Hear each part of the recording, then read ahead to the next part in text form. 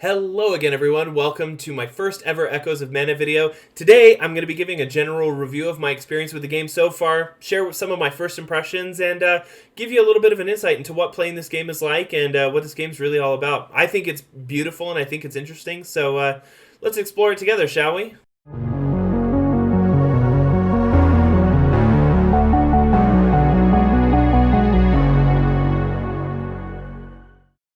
Before we get to the video, I wanted to thank today's sponsor, Amazon Coins, for sharing a promotion with us today in correlation with the Echoes of Mana launch. So this is an exciting one, you guys. If you're interested in Echoes of Mana, this is the one you want to know about.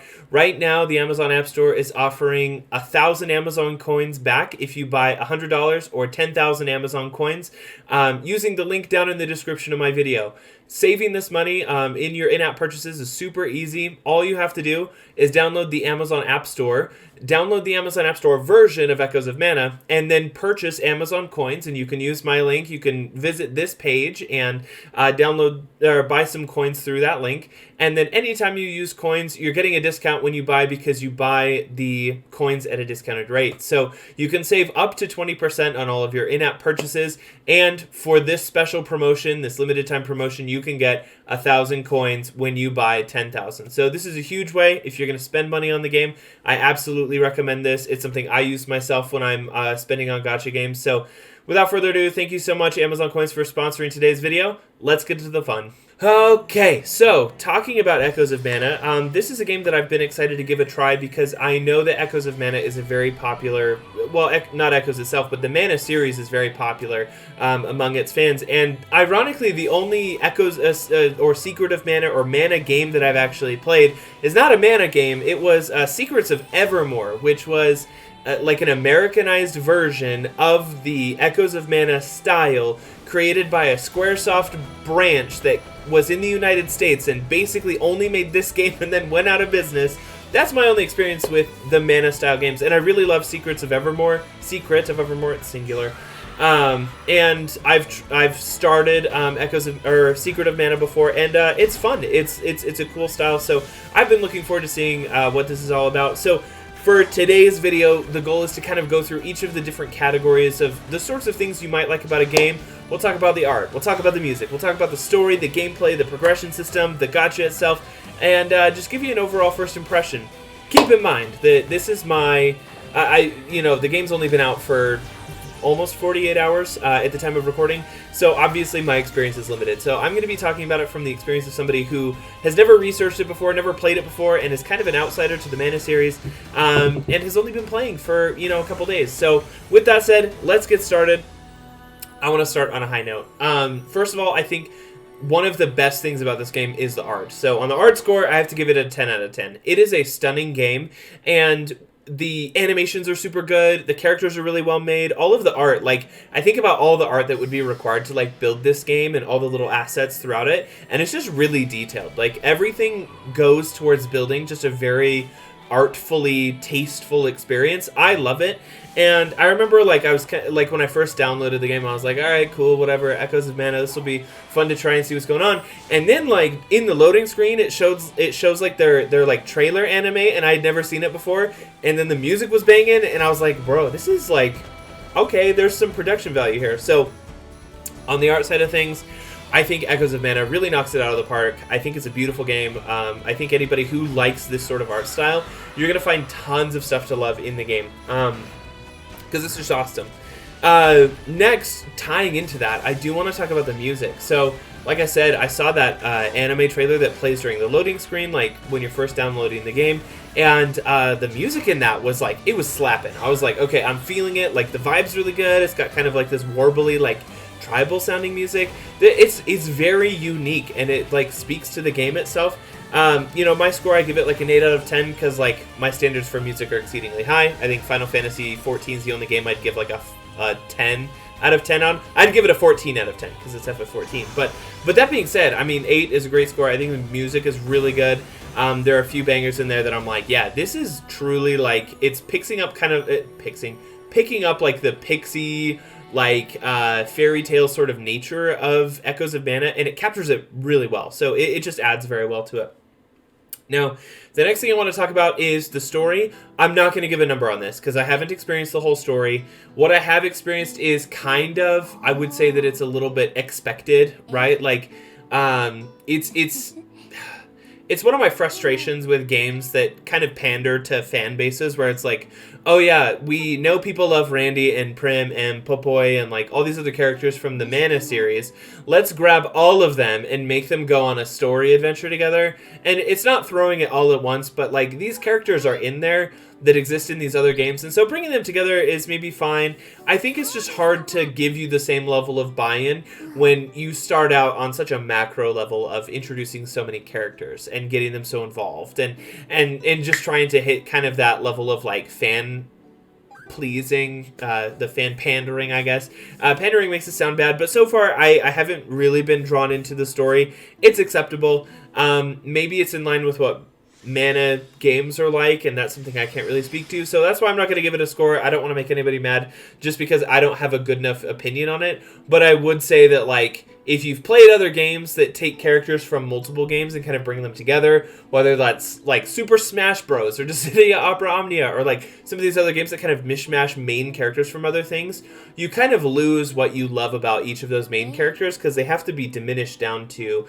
a short amount of screen time. So I'm imagining the story's going to run into more of that. Again, I haven't gotten super far into it, so we'll just leave it at that. Now, the most important part of the game, obviously, is going to be the gameplay. Like, how fun is this game to play? Right now, I have to give it, again, don't judge, don't hate, a preliminary score of a 6. And this is only because I'm in the early part of the game so far, right? A lot of what I'm doing is kind of auto-farming and letting my team kind of clear stages for rewards for me. I haven't really gotten into any depth of content. So I'm hoping that later down the line, like the character swapping and a lot of that other stuff, like once you get people leveled up, maybe the end game evolves into a more robust like gameplay system. Early on, it's very basic. It's focused on character progression. It's focused on gear progression and getting your characters up and running.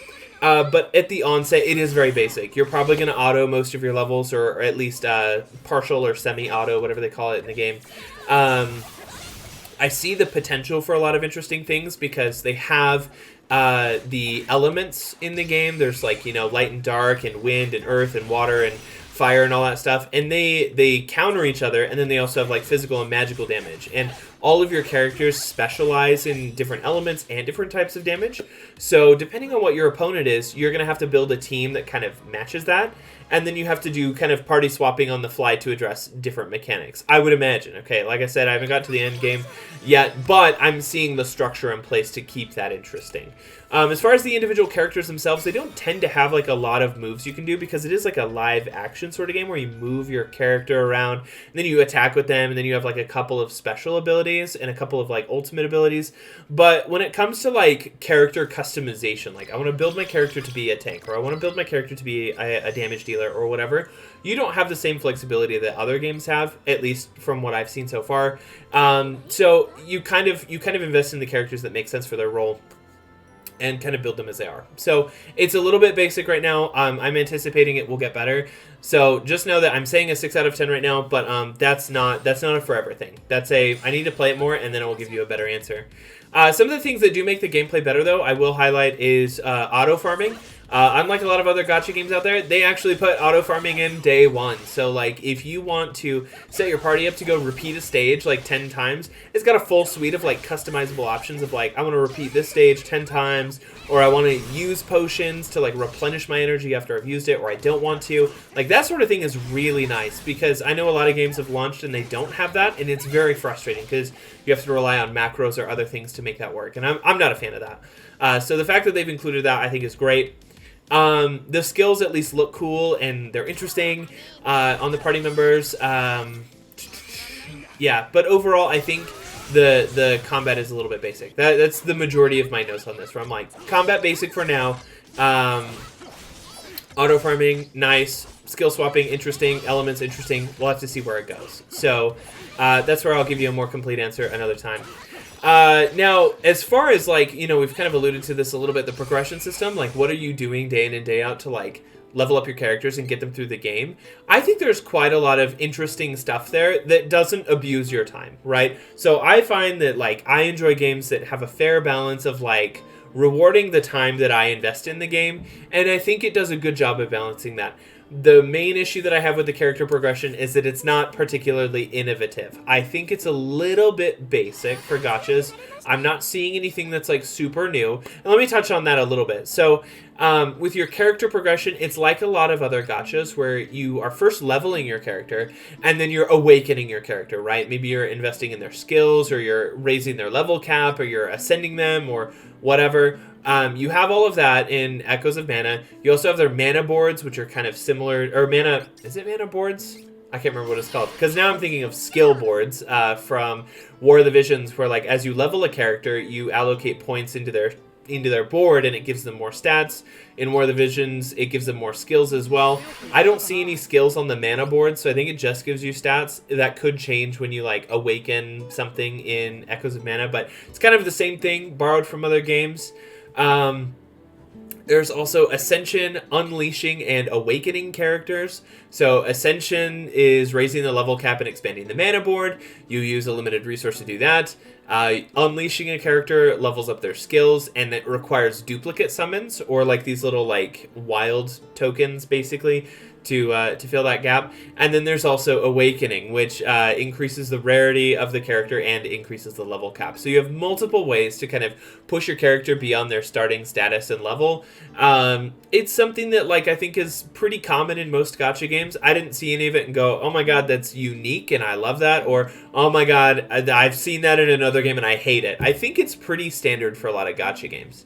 One of the things that I do like is that the gear grind or gear leveling is actually fairly straightforward, because a lot of the story maps drop the gear that you'll be starting with, and also there are gear farming stages, right? So anytime you clear these stages that drop gear, you get a piece of gear that as you level it up, it can roll secondary stats. So it comes with some predetermined set bonus, but it also has random stats on it that you can roll. And so you just roll it until you get maybe what you're looking for. The gear progression, I think, is really good, just because you grind out duplicate pieces of gear just on the auto farm, whether it's in a map stage or whether it's one of the gear dungeons. And then you can sell the ones you don't want, and that gives you enhancing materials to level up your gear. And then you wear 3 of the same type to get a set bonus, whether it's extra HP or extra strength or whatever it is. I think it's a unique system in that regard. I think it's maybe one of the more unique things. I definitely find it more enjoyable than stuff like War of the Visions, which has like this insane grind of like exponential difficulty to like craft an item, and then you have RNG of if it succeeds. Like that can be very frustrating. But in this game, the RNG is on like your substats that you roll, and it's very easy to just have multiple attempts. So I think that's good. I think one of the features that I wasn't as happy to see in Echoes of Mana is memory gems. And memory gems are essentially vision cards from War of the Visions or FFBE. They kind of fill an Esper slot like they would in FFBE or Dissidia Opera Omnia. It's basically like a item that you summon alongside characters. So when you do a 10 summon on a banner, you get a mixture of characters and memory gems, and the memory gems function exactly like vision cards, where like they have a set bonus, you equip it to a character, you can level those up using materials that you collect while playing the game, and you can unleash them or like power them up by fusing them with duplicate summons. So I don't love those features. I've never been like, oh my god, the game was so much better once they added vision cards, or like vision cards are what make the game interesting. I don't really feel that way about it, so in my opinion, I'm not really a fan of it. It's fairly harmless and easy to interact with, so that's more probably a personal trauma than it is like a genuine critique of the system. So the last thing I want to touch on, and this of course is everybody's like little cocaine, their little like their sniff of the good stuff, right, is the gacha itself, right? So what is it like to summon in the game? How reasonable are the rates? How reasonable is it to collect resources and like to be a free-to-play player, or how whaley do you have to be? Like, what's the gacha like? And the first thing I'll say is that rerolling in this game is very easy right now. All you have to do is, like, once you've completed the tutorial and done your 2 free 10 pulls and your 4-star ticket that you get for free, once you've done all of that, and if you don't like what you want, if you don't like what you got, you just go back to the settings menu and you delete the player data and go back to the main menu. And that'll basically restart you from there, but you don't have to do the tutorial again. It'll ask you if you want to skip it, you just say yes, and it'll basically take you right back to the summon screen. So the good news is that if you are starting in the game, rerolling is faster than almost any game I've seen. I think some games like include like reroll buttons and stuff to make it easier, but in Echoes of Mana, it's about the best they can get you without it just being like, yeah, just pick your character. So that's nice. I will give it that. As far as like the rate at which I'm acquiring the resources to do 10 pulls or 10 summons, it's pretty similar to starting out in another gacha. Most of the characters do seem viable at this point in the game, and that's pretty common when it's brand new. I will say that, like, I think the banner rate or something like that of 4 stars, which 4 stars the current highest rarity, it was like 3% or something like that. And like I've done maybe like 7 or 8, 10 summons at this point just to kind of get my roster rolling, and I've never pulled a 4-star. So it's like, I think it's like a lot of other gacha games where it's like, yeah, sometimes you're just going to get screwed on RNG. Sometimes you're going to do your summon and you're not going to get anything. So I don't love that element of it. It can feel bad, especially when like your goal is like, I just want 4-star units, and you need dupes of 4-star units to like unleash the ones you already have. So I don't know. I think that's pretty typical gacha. It's not really like that unusual. The rates do feel low, but I think that's kind of common, right? I don't think that's unexpected. I don't think I would necessarily expect it to be different than that. That's about all I have on that. It's pretty standard gacha, and they do have a pity system in place. If you do want to whale on a banner, you're like, yeah, I really want the spear chick, Reese, or I want the Unga Boonga guy with the helmet and the big red hair. Like maybe you want a specific character. They do have a pity in place for the main banner, so it is better in some regards than some games that you might have whaled out on where they didn't have a pity and you're just at the mercy of the game. So in this case, it does have some features that are more common in modern gachas. But overall, I think it's very standard, and that's kind of the conclusion, right? All right, so let's bring it all back together. My conclusion, or like my general gist of like, should you play this game, right? Is this game worth your time? Yeah, would you be interested in this? I think it boils down to how much you like the art and how much you like the game itself and how much you like the gameplay, right? Because the gacha elements are very bog standard. The character progression system is very standard. Like if you've played a gacha game before, you know what you're getting into with the grind and with the commitment required to like get a top tier team. It does seem very free to play, playable, especially if you do some rerolls early on. Like it's pretty easy to get started. I do think that like most other gachas when they come out, whaling is like a bad idea. Like you could spend a lot of money and not get a lot for it, so I don't think that's particularly worth it. But as far as like, is this game worth it? I think if you enjoy the gameplay and you love the art, which the art's very easy to love, I'd say go for it. If you're looking for something that's like totally different from any other gacha you've seen before, I personally don't think you'll find it here. I think it's pretty. It's a safe play, right? It's a safe gacha where like all the stuff is kind of what you would expect out of a game of this genre. So I wouldn't say that it's particularly innovative. So if you love the art, if you love the style, you're a fan of the Mana series and you want that story, go for it, dive into it. The gameplay is not bad. Yeah, so overall, that's my take on it. But my question is, do you agree with that? Let me know in the comments.